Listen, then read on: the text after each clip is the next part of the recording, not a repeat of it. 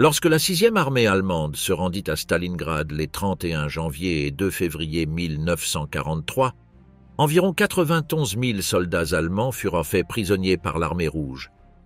Parmi eux se trouvait Friedrich Konrad Winkler, un soldat de 34 ans décoré à plusieurs reprises pour son service. Après sa capture le 2 février, il fut envoyé au camp de prisonniers de Beketovka, où les conditions inhumaines, la faim et les maladies ravagèrent les captifs. À peine une semaine plus tard, entre le 8 et le 10 février 1943, Winkler mourut, affaibli par la malnutrition et l'absence de soins médicaux. Comme lui, plus de 86 000 prisonniers allemands à Stalingrad ne revinrent jamais chez eux.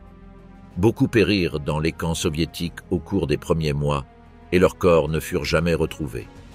Leurs familles restèrent dans l'incertitude, ne sachant ni où ni comment ils étaient morts. Les soldats qui avaient donné leur vie pour l'Allemagne et le Führer furent oubliés en captivité soviétique. Des milliers moururent dans des camps de prisonniers, sans reconnaissance ni retour dans leur patrie. Qu'est-il arrivé aux Allemands capturés sur le front de l'Est? Il ne fait aucun doute que le front de l'Est, l'invasion de l'Union soviétique, fut la perte de l'Allemagne nazie. Rien n'aurait pu préparer Hitler à ce qu'il trouva sur le front de l'Est. L'hiver rigoureux, la discipline soviétique et l'intense activité des partisans rendirent toute avancée vers Moscou extrêmement difficile. Des milliers de soldats nazis moururent de faim, de froid, et dans de nombreuses escarmouches et embuscades tendues par les partisans soviétiques. Mais même ces morts furent préférables à ce que les soviétiques firent aux Allemands capturés. Ces hommes et femmes soviétiques cherchèrent une occasion de se venger des Allemands pour toutes les atrocités commises lors de l'invasion de l'Union soviétique, une campagne qu'ils avaient rebaptisée Barbarossa. Tout au long de l'opération Barbarossa, Hitler avait ordonné à ses soldats d'exterminer tous les prétendus bolcheviks et toute personne pouvant être considérée comme leur allié ou complice. Pour l'armée allemande, l'ordre était clair. Tous les peuples slaves devaient être éliminés. La guerre menée par l'Allemagne contre l'Union soviétique était une guerre d'extermination, bien différente de la façon dont il s'était comporté sur le front occidental et du traitement réservé aux Français. De plus, Hitler avait ordonné aux Allemands d'appliquer la politique de la terre brûlée lors de leur retraite. Avec ces ordres, les soldats nazis massacrèrent des villages entiers et détruisirent des villes, ne laissant derrière eux que mort et dévastation. Mais lorsque l'armée rouge commença à riposter, toutes les actions des Allemands se retournèrent rapidement contre eux. Ces terribles actes génocidaires commis par les soldats d'Hitler restèrent gravés dans l'imaginaire collectif des soldats soviétiques. En réalité, Staline n'eut même pas besoin de recourir à une grande propagande pour diaboliser les Allemands. Nombre de ces Russes qui combattaient les nazis étaient eux-mêmes des victimes, leurs maisons détruites, leurs mères, frères et sœurs massacrés. Le peuple soviétique subit indéniablement le poids le plus lourd de la guerre. Plus de 27 millions de personnes furent tuées. Avec toute cette haine et ce ressentiment accumulé envers les Allemands, la jeunesse soviétique répondit à l'appel de Staline pour repousser les nazis avec ce qui ne peut être décrit que comme une passion destructrice. Staline ordonna également à l'armée rouge d'appliquer une politique de la terre brûlée pour priver les Allemands et leurs alliés de tout ravitaillement alors qu'ils avancèrent vers l'Est. Pour exécuter cet ordre, des bataillons de destruction furent formés dans les zones de front, avec le pouvoir d'exécuter sommairement toute personne suspecte. Ces bataillons incendièrent des villages, des écoles et des bâtiments publics. Dans le cadre de cette politique, l'armée rouge et la police secrète soviétique massacrèrent des milliers de prisonniers anti-soviétiques. La police secrète soviétique était chargée des prisonniers de guerre. Elle était responsable de leur transfert depuis la ligne de front, où ils avaient été capturés, vers les camps de prisonniers situés à l'intérieur de la Russie. Mais comme la plupart des moyens de transport étaient réservés à l'effort de guerre, la police secrète de Staline décida d'économiser des ressources en forçant les prisonniers à marcher à travers les steppes russes glacées. En Ukraine et en Biélorussie occidentale, 60 000 prisonniers furent contraints d'évacuer à pied. Les archives officielles soviétiques indiquent que 9 800 furent exécutés dans des prisons, 1 443 furent exécutés lors de l'évacuation, 59 furent tués en tentant de s'échapper, 23 furent tués par des bombes allemandes et 1057 moururent pour d'autres raisons. Tous ces prisonniers n'étaient pas allemands. Beaucoup étaient des prisonniers politiques capturés avant même le début de la guerre. Au total, l'Union soviétique tua près d'1 million de nazis capturés. Sur les 90 000 soldats capturés lors de la bataille de Stalingrad, la plus sanglante de toute la campagne, seulement 5 000 Allemands eurent la chance d'être renvoyés vivants dans leur pays. La clé pour comprendre ce carnage réside dans le fait que les autorités soviétiques ne punissèrent pas, et encouragèrent parfois, la brutalité envers les prisonniers allemands. Ils ne commettaient pas de crimes de guerre ni ne violaient de traités internationaux, mais effectuaient simplement un service pour la mère patrie en effaçant les pores fascistes de la terre. Avec l'avancée de la guerre, l'administration politique de l'Armée rouge tenta de limiter la pratique des exécutions de prisonniers car ils pouvaient être des sources précieuses de renseignements contre l'ennemi, mais ces efforts furent vains. Sur le champ de bataille, les soldats et officiers de l'Armée rouge ne prenèrent même plus la peine de capturer leurs adversaires.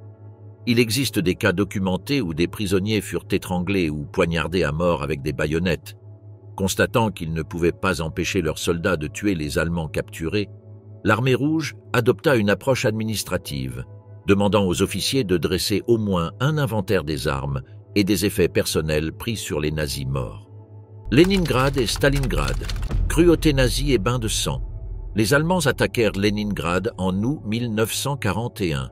Les mois suivants seraient connus dans les livres d'histoire soviétique comme les mois noirs.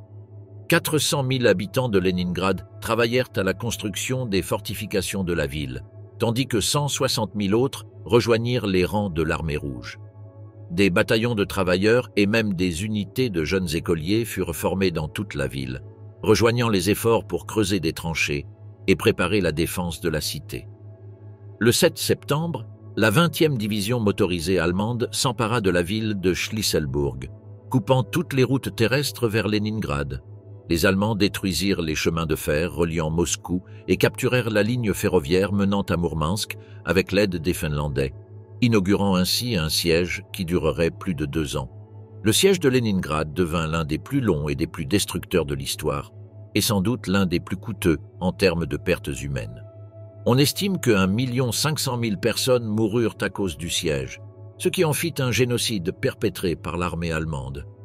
Lorsqu'Hitler fut certain qu'aucune route menant à Leningrad ne restait ouverte, il ordonna la destruction totale de la ville sans faire de prisonniers. Le 9 septembre, l'assaut final débuta. En 10 jours, les troupes allemandes avancèrent jusqu'à 11 km, soit 7 miles de la ville. Cependant, la progression sur les derniers kilomètres fut très lente et les pertes s'accumulèrent. Perdant patience, Hitler ordonna que Leningrad ne soit pas prise d'assaut, mais affamée jusqu'à la soumission.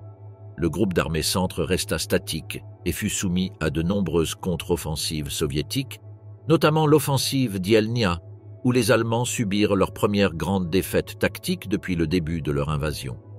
Cette victoire de l'Armée rouge offrit un important regain de morale aux troupes soviétiques. Ces attaques poussèrent Hitler à concentrer son attention sur le groupe d'armée centre et son offensive vers Moscou.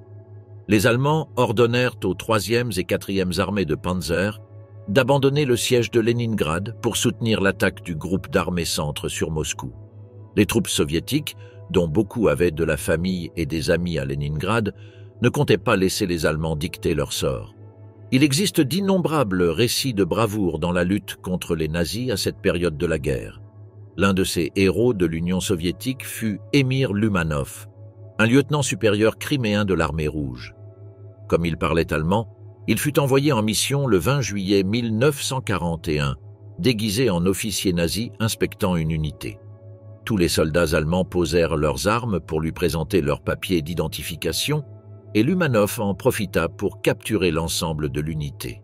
Sa mission consistant à ralentir l'avancée de l'armée allemande et n'ayant aucun officier de haut rang à interroger, il ordonna à une escouade soviétique d'exécuter les prisonniers contre un mur de briques. Un an plus tard, la bataille de Stalingrad commença avec un bilan de morts similaire pour les soviétiques et l'armée attaquante. Les Allemands rencontrèrent de nombreuses difficultés pour sécuriser leurs lignes d'approvisionnement et l'ampleur de la destruction fit que beaucoup de soldats allemands capturés par les soviétiques étaient déjà à moitié morts de froid et de malnutrition. Cela s'aggrava encore lorsque les prisonniers furent contraints de marcher pendant des jours jusqu'à la gare ferroviaire la plus proche, avant d'être envoyés dans des camps de regroupement qui n'étaient souvent que de simples enclos. Les soins médicaux étaient quasi inexistants, l'hygiène absente et le chauffage impossible. Entre le 3 février et le 10 juin 1943, la moitié des 27 000 détenus dans les camps mourut. 110 000 soldats de la 6e armée allemande furent capturés lors des premières étapes de la bataille de Stalingrad. Seuls 90 000 atteignirent les camps de regroupement et 75% d'entre eux périrent durant l'hiver 1943. Des estimations glaçantes montrent que, parmi tous les Allemands capturés en 1941 et 1942, environ 95% ne survécurent pas jusqu'à la fin de la guerre.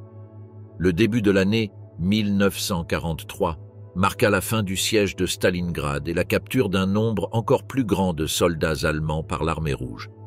Cependant, en raison de la durée prolongée du siège et des hivers rigoureux, ces prisonniers étaient dans un état encore pire que ceux des mois précédents. Rassemblés par l'armée rouge, ils furent souvent systématiquement dépouillés de leurs montres, bagues, vêtements, ceintures en cuir et bottes sous la menace des armes. Lorsque leurs bagues ne pouvaient être retirées, leurs doigts étaient coupés. Après ce premier point de collecte, ils étaient transférés vers des camps situés à proximité, mais ces camps n'étaient souvent que des enclos rudimentaires. Les marches forcées vers ces camps coûtèrent la vie à de nombreux prisonniers. Les conditions étaient effroyables. Beaucoup moururent en route ou succombèrent simplement à l'exposition au froid glacial, où les températures pouvaient descendre jusqu'à -50 °C la nuit. Le typhus était quasi endémique et la nourriture extrêmement rare. Les survivants souffraient de graves carences en vitamines, mais le taux de mortalité restait terriblement élevé. Ce qui est arrivé aux femmes allemandes aux mains des Alliés. 140 000 femmes allemandes étaient rattachées aux forces armées lorsque la guerre éclata en 1939. Cela comprenait 50 000 employés de secrétariat et 90 000 auxiliaires supplémentaires. En 1944, ce nombre avait augmenté à 300 000. Opérant sous le régime du droit militaire, leur rôle ne cessait de s'élargir et elles se retrouvaient non seulement en Allemagne, mais aussi en Pologne, en Biélorussie, dans les États baltes, en France occupée, en Yougoslavie et en Grèce. Parmi elles, 8 000 femmes travaillaient dans les communications et 12 500 étaient attachées à l'armée sur le terrain. De plus, environ 130 000 femmes servaient dans la Luftwaffe, principalement dans des rôles administratifs et auxiliaires, mais de plus en plus utilisés pour opérer les batteries anti-aériennes. En principe, il était donc rare de trouver des femmes allemandes en première ligne, et encore moins de les voir capturées comme prisonnières de guerre.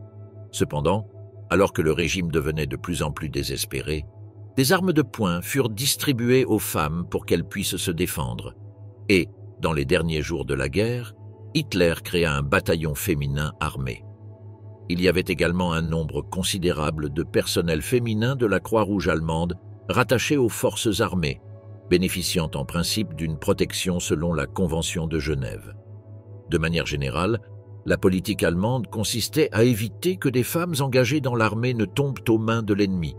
Les commandants locaux étaient tenus personnellement responsables de leur sécurité en cas de danger imminent. À partir du 30 septembre 1944, toutes les femmes de moins de 21 ans furent ordonnées de quitter les territoires occupés, après que certaines unités féminines avaient été capturées en Roumanie par les Russes. Les femmes qui tombèrent entre les mains des Alliés furent rassemblées de la même manière que leurs homologues masculins à la fin de la guerre.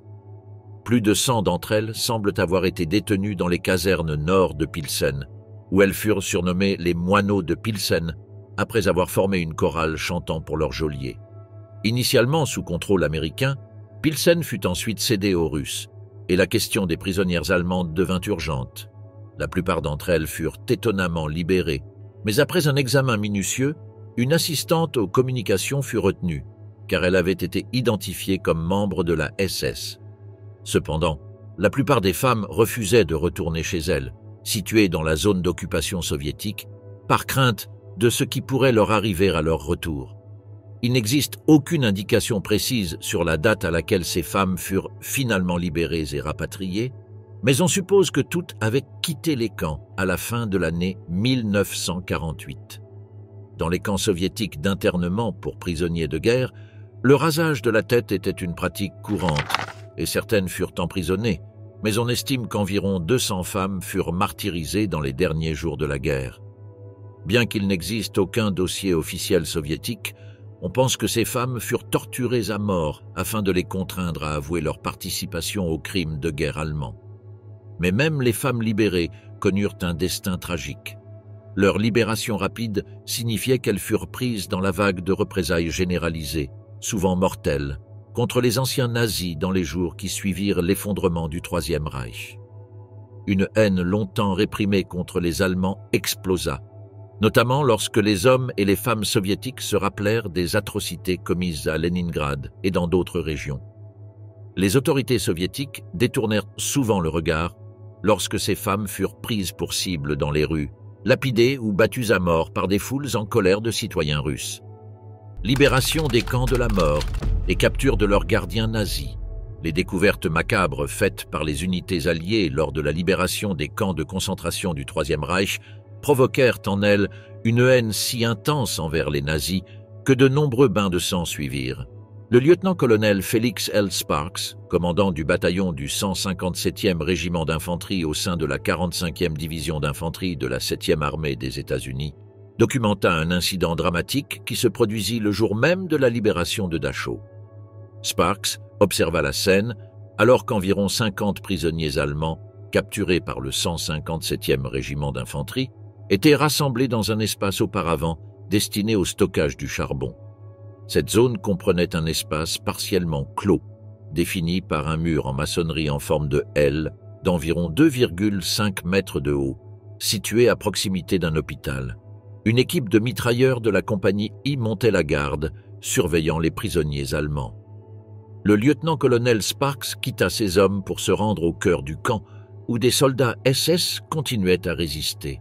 À peine avaient-ils parcouru une courte distance qu'un cri s'éleva. « Ils essaient de s'enfuir !» Presque immédiatement, des rafales de mitrailleuses éclatèrent dans la zone qu'ils venaient de quitter. Il revint en courant et donna un coup de pied à un soldat de 19 ans surnommé Bird Eye, qui avait déjà tué environ 12 prisonniers et en avait blessé plusieurs autres. Submergé par l'émotion, le jeune mitrailleur expliqua qu'il avait tiré lorsque les prisonniers avaient tenté de fuir. Sparks douta de cette version et confia l'arme à un sous-officier avant de poursuivre sa progression vers le cœur du camp.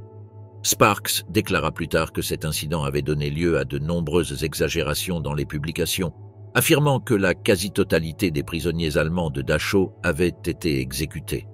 La réalité était bien différente. Ce jour-là, le nombre total de gardes allemands tués à Dachau ne dépassa probablement pas 50, avec une estimation plus précise d'environ 30. Les archives régimentaires indiquent que plus de 1000 prisonniers allemands furent transportés vers le point de rassemblement du régiment. Alors que la force d'assaut menait l'attaque régimentaire, il devint évident que la plupart des prisonniers furent capturés par cette unité, comprenant 680 plusieurs centaines de personnes issues de Dachau. Dans l'enquête qui suivit, dirigée par le lieutenant-colonel Joseph Whittaker, le témoignage de Howard Buchner, lieutenant dans l'armée américaine et médecin du 3e bataillon du 157e régiment d'infanterie, confirma la version de Sparks sans contradiction.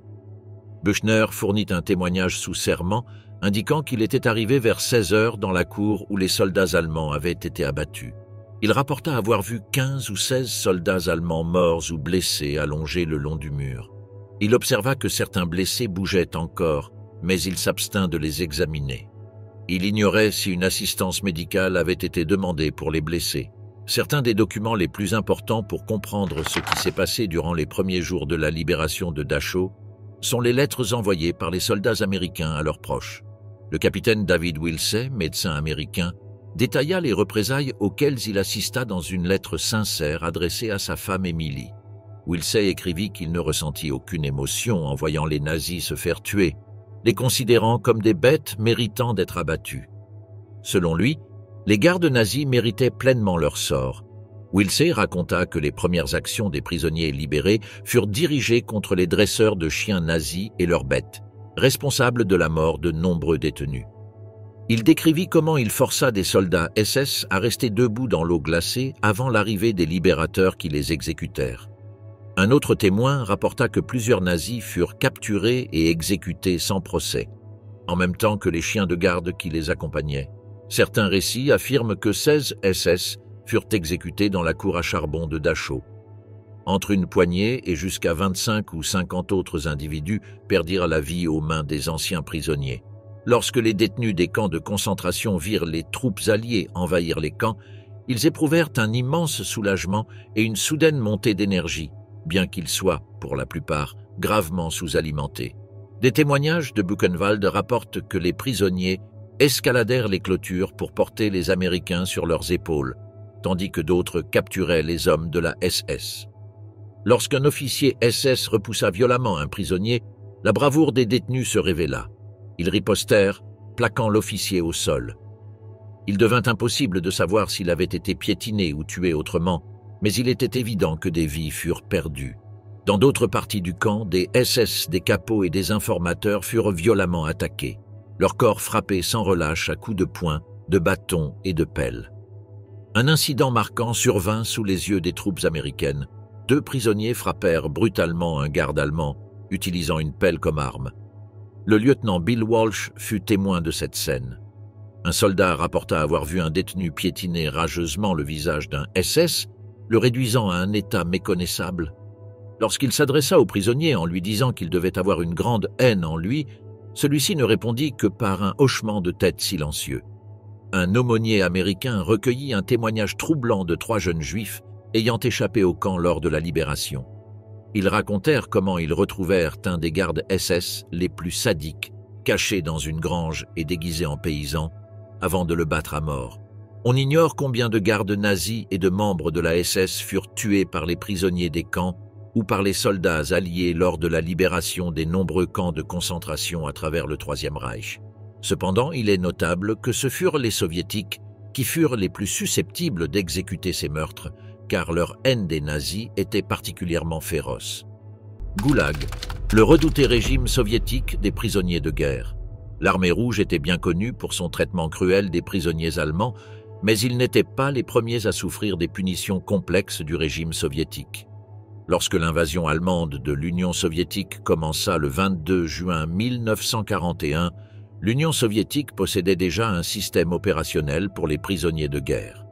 Ce réseau de camps d'internement était connu sous le nom de Goulag, et ses autorités avaient une longue expérience de la gestion des camps et des interrogatoires. Au début de l'opération Barbarossa, les Soviétiques disposaient de 8 camps de prisonniers de guerre, comprenant à la fois des camps normaux pour les officiers et les soldats, ainsi que des camps de punition au régime plus sévère. 30 camps de réception furent créés à la hâte en Ukraine et en Carélie pour accueillir les prisonniers de guerre allemands attendus, mais après un mois, seuls 19 étaient encore sous contrôle soviétique en raison de l'avancée rapide de l'armée allemande. Dans les premiers mois de la guerre, le nombre de prisonniers allemands capturés par l'armée rouge était relativement faible, car celle-ci se trouvait principalement en retraite face à l'assaut des forces d'Hitler. Des enquêtes allemandes menées après la guerre suggèrent qu'environ 30 000 soldats avaient été capturés par l'armée rouge à la fin de l'année 1941. La population carcérale comprenait également des Roumains, des Italiens et des Bulgares, en plus des Allemands, et l'absence d'une assistance médicale précoce contribua au décès. À cela s'ajoutait la haine que leur vouaient aussi bien les soldats soviétiques que la population locale, ce qui signifiait qu'ils ne pouvaient espérer ni pitié ni rations supplémentaires. Cette animosité n'était pas seulement soviétique, mais aussi roumaine. Les Roumains haïssaient particulièrement les officiers allemands. En effet, l'Allemagne nazie avait forcé des milliers de conscrits roumains à combattre à Stalingrad et dans d'autres batailles majeures du front de l'Est. Lorsque ces troupes furent capturées en 1942, les Soviétiques ne firent aucune distinction entre les soldats roumains et leurs officiers allemands. Cependant, les Roumains n'oublièrent jamais pourquoi ils se retrouvaient là en premier lieu. Alors que le convoi de prisonniers traversait la Volga en route vers un camp d'internement, les Roumains profitèrent de l'occasion pour noyer les Allemands dans le fleuve. Ce fut une mort atroce pour des dizaines d'officiers allemands qui avaient brutalement envoyé de jeunes Roumains au combat. Au printemps 1943, les autorités soviétiques commencèrent un recensement détaillé des prisonniers et organisèrent leur transport vers des camps permanents, principalement en Ouzbékistan, à Astrakhan et à Karaganda. La plupart des transferts se faisaient par des voyages ferroviaires longs et éprouvants qui pouvaient durer plusieurs semaines. Pendant ces trajets, les prisonniers avaient un accès limité à la nourriture et à l'eau, et les wagons de marchandises étaient souvent gravement surpeuplés. Sur les 30 000 premiers prisonniers envoyés de cette manière, seuls environ 15 000 arrivèrent vivants. Un discours prononcé par Staline peu de temps auparavant avait été publié dans la Pravda et lu par des millions de soviétiques. Il appelait à l'extermination des ennemis allemands jusqu'au dernier homme. Désobéir au Vojd, chef suprême, était un crime passible de la peine de mort, mais les officiers soviétiques risquaient également des cours martiales s'ils violaient la Convention de Genève. Ainsi, l'armée rouge et la police secrète soviétique laissèrent simplement les prisonniers à leur sort, les condamnant à une mort lente et douloureuse. L'année 1944 fut marquée par des succès militaires éclatants pour l'armée rouge, et cette année-là, 700 000 soldats allemands et autres troupes de l'Axe furent capturés, la majorité dans la seconde moitié de l'année. Les pénuries d'espace dans les camps, de nourriture, de fournitures médicales, de vêtements et de moyens de transport étaient évidentes, et la situation fut aggravée par le pillage des biens et des vêtements des prisonniers après leur capture. Un grand nombre d'Allemands et de soldats des forces de l'Axe moururent dans les premiers mois de 1944 en raison du froid, de la famine, des maladies cardiaques et du typhus. Cette situation se poursuivit en 1945, alors que le Troisième Reich s'effondrait et que des milliers de soldats allemands et alliés de l'Axe tombaient sous le contrôle de l'armée rouge. Les soviétiques n'étaient pas pressés d'améliorer les conditions de détention et de transport de ces prisonniers. On estime qu'entre le 1er janvier et le 13 mai 1945, un total de 2,5 millions de prisonniers furent capturés par l'armée rouge sur tous les fronts. 3 ans plus tard, seuls environ 33% d'entre eux étaient encore en vie. Révélation glaçante d'un prisonnier de guerre allemand en Lettonie. Peut-être que la meilleure manière de comprendre ce que ces prisonniers allemands ont enduré aux mains de l'ennemi est d'examiner leurs histoires individuelles. Gottlob Biedermann était un officier de la 132e division d'infanterie de l'armée allemande et fut envoyé sur le front de l'Est en 1941. Il participa aux combats en Crimée, à Sébastopol, à Leningrad et dans la poche de Courlande.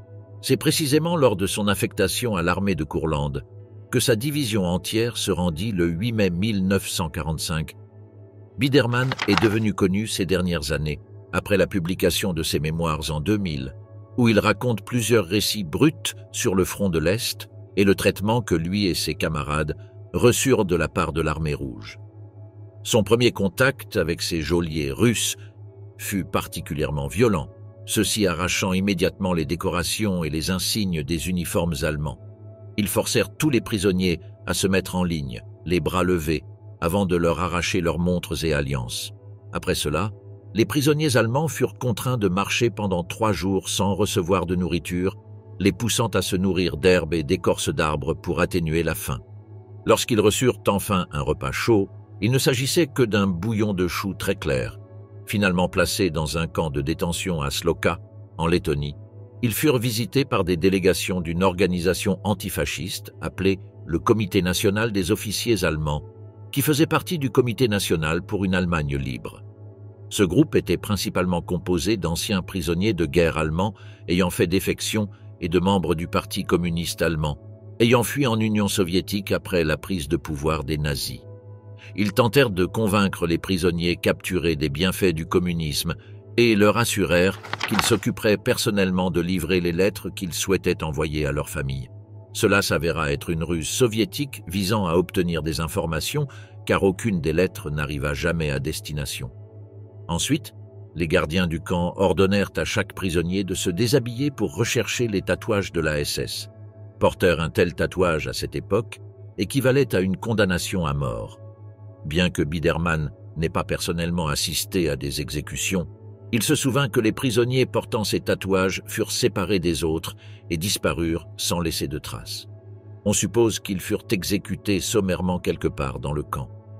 À la mi-juillet, le camp fut démantelé et les prisonniers dispersés dans divers camps de travail.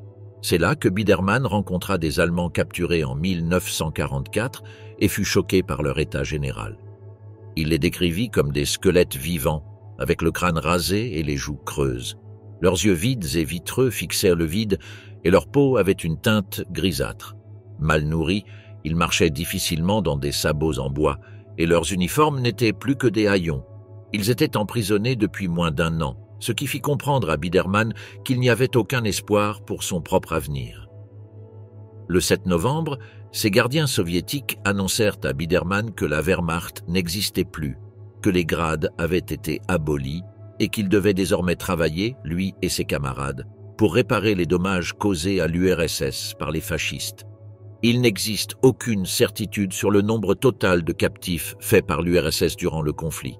Les analyses détaillées des chiffres allemands et soviétiques ne font qu'accentuer les divergences entre les sources officielles. On estime que le total pourrait dépasser le 1 million de prisonniers. La plupart des prisonniers allemands aux mains des soviétiques, y compris Biedermann, furent rapatriés au cours de l'année 1948. Pendant sa captivité, il fut transféré de camp en camp, de la Lettonie à la Sibérie, puis finalement dans un camp de travail forcé près de Gagrilovo, dans le Caucase. Un jour, il fut rassemblé avec 50 de ses camarades et placé dans un wagon à bestiaux. Ils n'avaient aucune idée de leur destination et, au début, pensaient être transférés une fois de plus. Mais ils remarquèrent rapidement qu'ils voyageaient constamment vers l'ouest, ce qui fit renaître en eux un mince espoir. Après environ 1 semaine, ils atteignirent la destination du train à Francfort-sur-l'Oder. Là, ils furent rassemblés et on leur ordonna de déposer toutes leurs possessions à leurs pieds. Les autorités allemandes et alliées examinèrent soigneusement les affaires de chaque prisonnier. Biedermann passa l'inspection, mais un lieutenant supérieur se tenant à côté de lui possédait une boîte en bois scellée. L'officier chargé de l'inspection la brisa et découvrit qu'elle contenait une croix de fer. Il fut alors remis dans le train et emmené ailleurs. Il ne revint en Allemagne que de nombreuses années plus tard. Les destins horribles des Allemands longtemps après la guerre. Avec le succès du débarquement de Normandie à l'été 1944, les autorités britanniques et américaines furent confrontées à une augmentation rapide du nombre de prisonniers allemands capturés. Cela souleva des questions sur la manière dont ces prisonniers, présents et futurs, allaient être traités une fois la reddition inconditionnelle appliquée et que les puissances alliées administreraient une Allemagne vaincue. Ces discussions, ainsi que la planification de la reconstruction politique et économique de l'Europe continentale, avaient commencé dès 1943, et tous ces enjeux eurent un impact sur le sort des prisonniers allemands capturés par les puissances occidentales. Dans les heures et les jours qui suivirent le D-Day, les forces alliées luttèrent pour établir une tête de pont en France du Nord et durent évacuer des prisonniers allemands à travers la Manche vers le Royaume-Uni. Jusqu'à ce moment-là, la politique britannique consistait à transférer la plupart des prisonniers allemands au Canada, ne conservant sur place que ceux jugés utiles pour le renseignement. Cependant, un projet fut lancé en janvier 1944 pour garder certains prisonniers allemands soigneusement sélectionnés comme main-d'œuvre. Cette décision fut motivée par la demande croissante de travailleurs en Grande-Bretagne.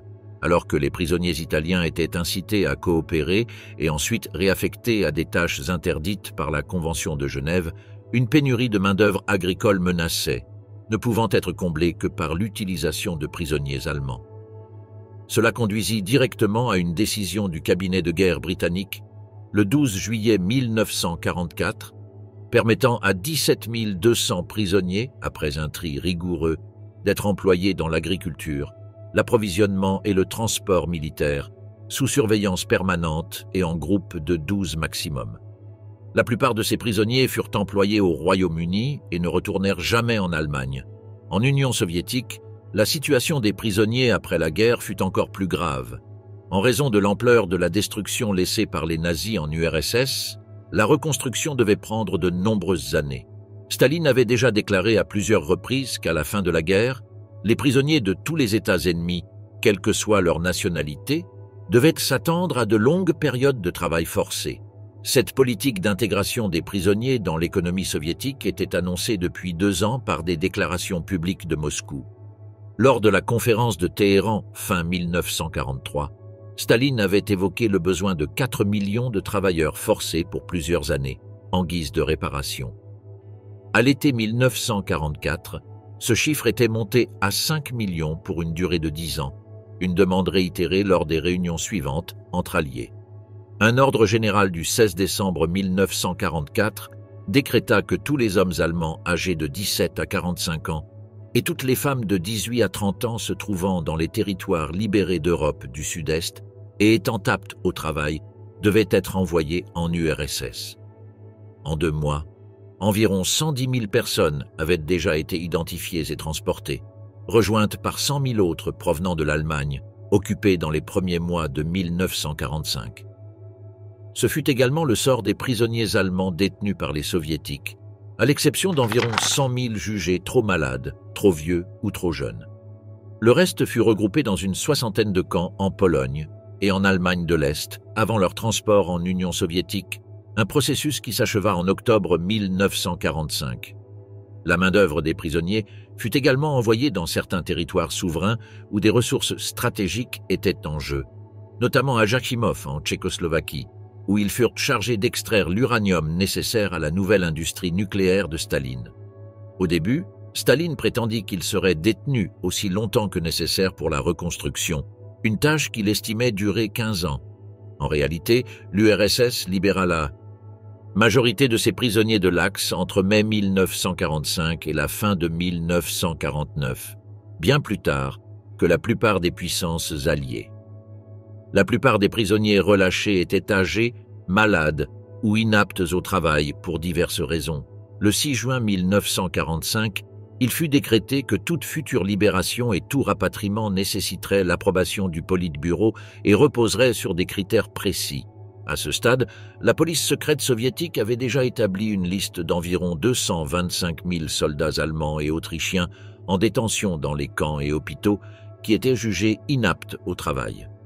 Toutefois, cette liste excluait les officiers qui devaient rester en captivité.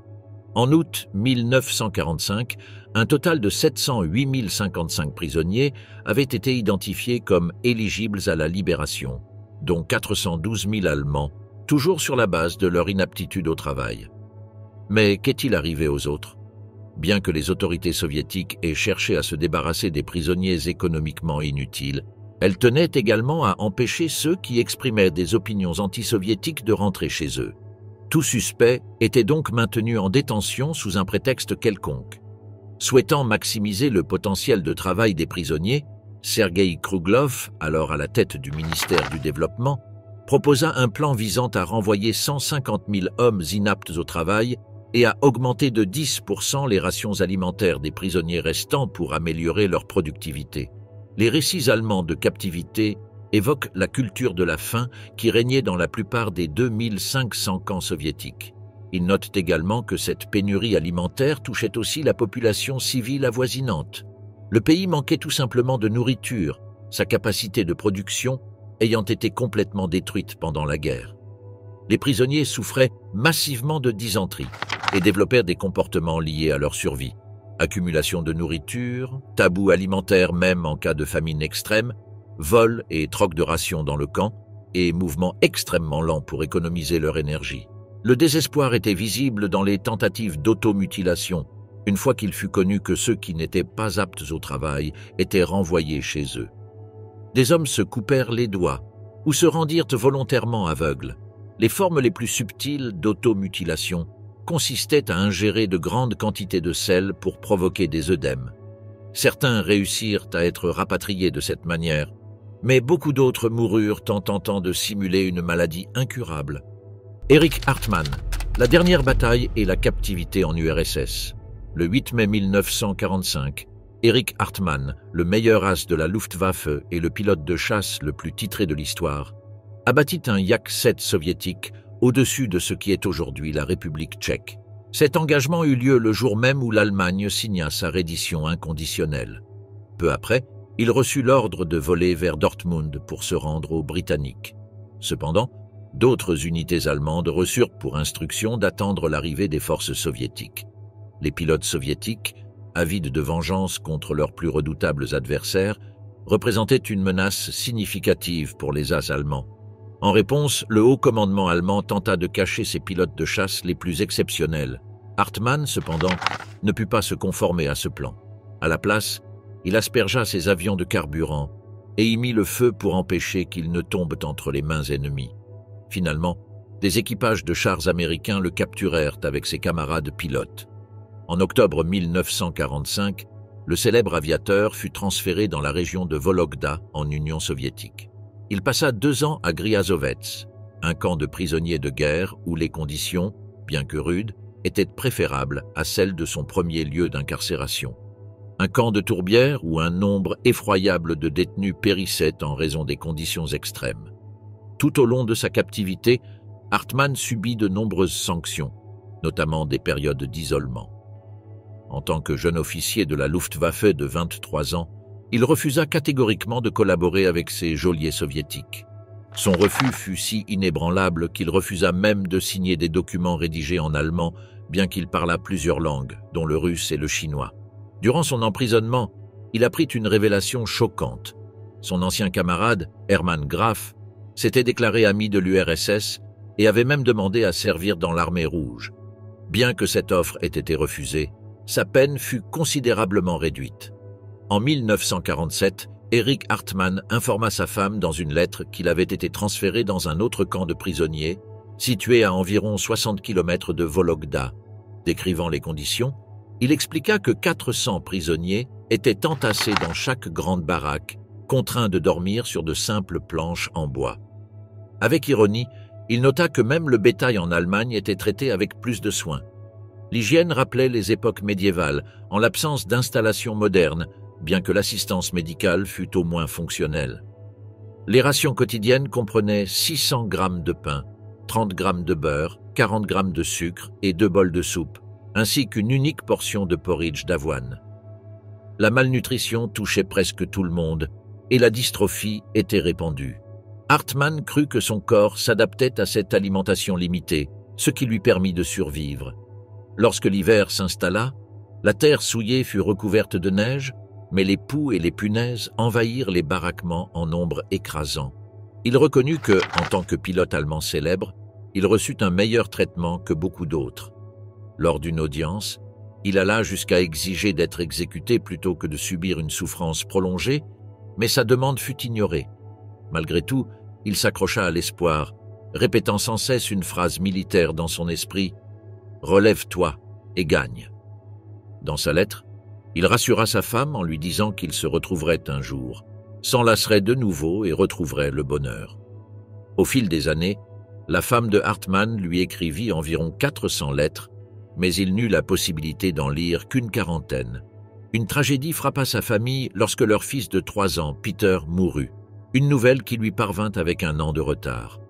Les prisonniers passèrent la majeure partie de leur temps à construire des routes et des bâtiments, mais Hartmann refusa de travailler pour contribuer à l'économie soviétique. Il limita son travail aux tâches internes du camp, invoquant les conventions internationales interdisant le travail forcé des prisonniers de guerre. Les services de renseignement soviétiques hésitèrent également à l'affecter à des projets de travaux publics, craignant qu'un héros de guerre allemand n'influence ses camarades prisonniers. En 1950, Hartmann mena une révolte dans un camp de prisonniers de la région de Rostov. Lors de l'insurrection, les détenus prirent le contrôle du camp, isolant les officiers et gardiens soviétiques avant d'éliminer les informateurs parmi eux. Hartmann contacta ensuite le commandement soviétique à Rostov-sur-le-Don, exigeant l'envoi d'une commission internationale pour enquêter. À la place, une unité militaire armée arriva pour réprimer la mutinerie. Passages à tabac sévères. Selon ses propres récits, il ne reçut qu'un seul coup au visage de la part d'un enquêteur. À un moment donné, les autorités soviétiques lui offrirent un poste dans la future armée de la République démocratique allemande, RDA, en échange de sa coopération. Hartmann répondit qu'il n'envisagerait cette proposition que s'il était d'abord autorisé à rentrer en Allemagne. Le gouvernement soviétique tenta de le juger en tant que criminel de guerre, ce qui lui aurait fait perdre son statut de prisonnier de guerre et annuler toute protection internationale. Les accusations portées contre lui comprenaient 3 chefs principaux: la destruction de 345 avions soviétiques, le bombardement d'une boulangerie près de Smolensk et l'assassinat de 700 civils près de Briansk par des tirs aériens. Si Hartmann reconnut la première accusation, il nia fermement les autres, affirmant que son unité n'avait jamais mené d'opération ni à Smolensk ni à Briansk. Il ajouta qu'il aurait été impossible de tuer 700 personnes depuis un avion.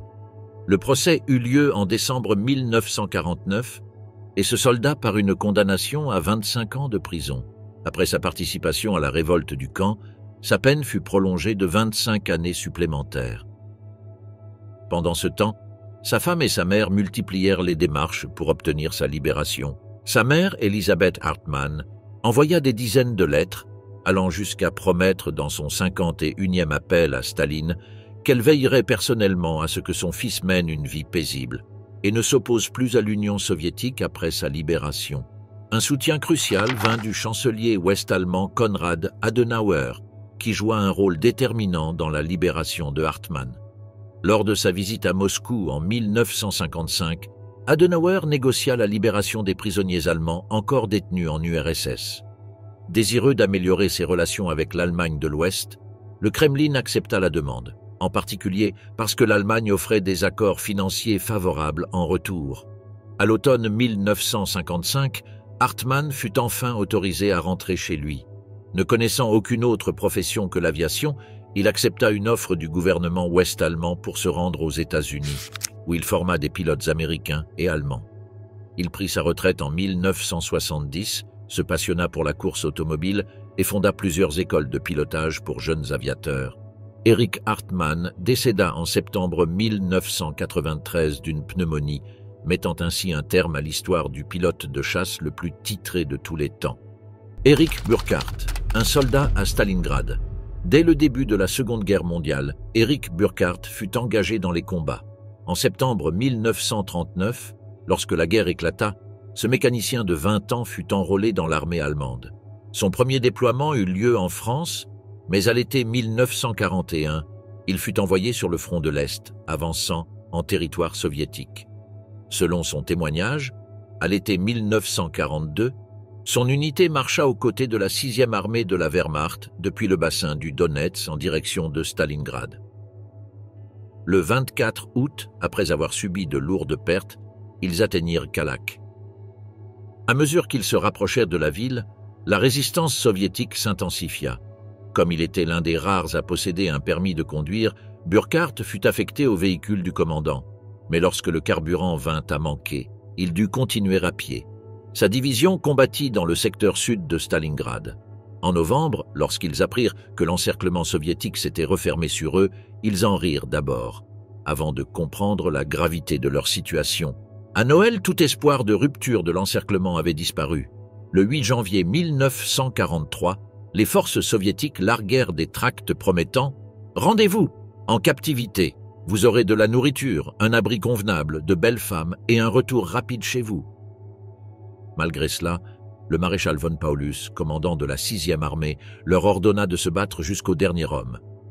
Cependant, pour de nombreux soldats, la perspective d'être capturés était plus terrifiante que celle de continuer à se battre dans l'enfer du Kessel. Chaque jour, des centaines de soldats périssaient. Ce n'étaient pas des morts héroïques pour le Führer ou la patrie, c'était simplement le sort inévitable de cette armée piégée.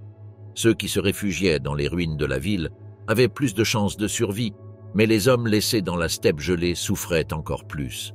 Burkhardt se souvint de ceux qui perdèrent leurs jambes à cause des engelures, rampant sur leurs genoux à la recherche d'un abri parmi les bâtiments détruits. Les blessés étaient simplement abandonnés là où ils tombaient, sans personne pour les secourir. Leurs cris résonnaient jusqu'à ce qu'ils succombent à l'hémorragie. À mesure que la situation empirait, certains soldats recoururent au suicide.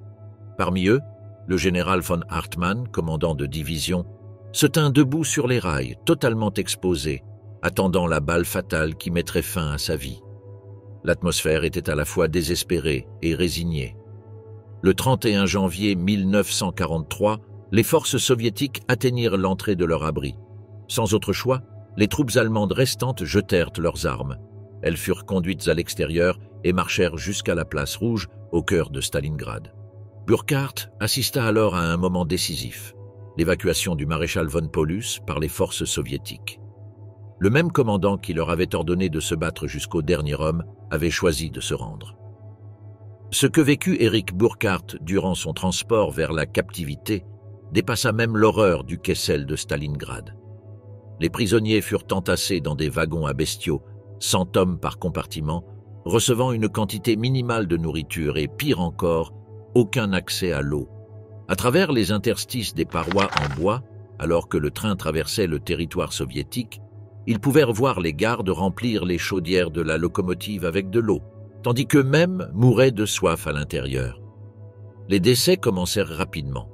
Les cadavres furent d'abord empilés au centre du wagon, mais au fil du temps, les survivants étaient trop faibles pour les déplacer. Les mourants n'avaient plus assez de force pour ramper jusqu'à la pile avant d'expirer. Les corps situés au fond commencèrent à se décomposer. Après 22 jours, lorsque le train atteignit enfin l'Ouzbékistan et que les portes s'ouvrirent, seuls 6 hommes étaient encore vivants dans le wagon de Burkhardt. 94 étaient morts. Dans certains wagons, il n'y avait aucun survivant.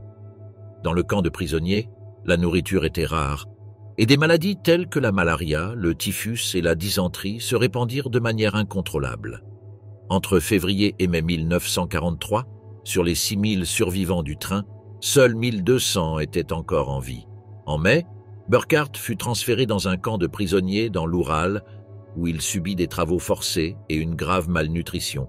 Il perdit 44 kilos, et son état de santé se détériora drastiquement. Finalement, en août 1945, un médecin du camp certifia qu'il était gravement malade à cause de la famine, ce qui lui permit de rentrer chez lui. À son arrivée en Saxe, il reçut l'avertissement de garder le silence sur ce qu'il avait enduré en captivité soviétique. En Allemagne de l'Est, RDA, la souffrance des prisonniers de guerre allemands était un sujet tabou. Ce ne fut qu'en 1990, après la réunification allemande, qu'il put parler librement de ses expériences. Depuis, il rencontra d'autres vétérans de la bataille de Stalingrad, y compris d'anciens soldats soviétiques. Autrefois ennemis mortels, ils se retrouvent aujourd'hui en tant qu'amis et camarades. Le train de la mort vers l'Ouzbékistan, comme Burkhardt le décrivit, représente l'un des plus grands abus commis contre les prisonniers de guerre allemands. Des milliers périrent lors de ces transports inhumains. Toutefois, certains anciens captifs affirmèrent avoir reçu un bon traitement durant leur captivité. Sur les 3,3 millions de soldats allemands capturés par l'Union soviétique, 1,3 million ne revinrent jamais. Les nazis sont restés célèbres depuis la Seconde Guerre mondiale pour leurs actes incroyables de cruauté et de destruction, mais les représailles après leur défaite furent tout aussi brutales. Les soldats et officiers de l'armée rouge ne montrèrent aucune pitié envers les envahisseurs nazis, les exécutant sur place, les torturant sur le terrain et dans les camps de travail, et les forçant à travailler jusqu'à l'épuisement pour reconstruire l'économie soviétique après la guerre. Les hommes et les femmes de toute l'URSS se portèrent volontaires pour combattre les nazis, et ceux qui ne rejoignirent pas l'armée intégrèrent des milices populaires dans chaque ville du pays. De nombreux gardiens nazis et officiers SS n'eurent jamais la chance de quitter les camps de concentration où ils avaient servi, et ceux qui y parvinrent subirent les conséquences d'avoir combattu du mauvais côté pendant plusieurs années après la guerre. Ce sont les histoires des hommes et des femmes du Troisième Reich qui furent capturés par les armées ennemies et qui ne revinrent jamais chez eux, ainsi que les destins cruels qu'ils connurent aux mains des vainqueurs.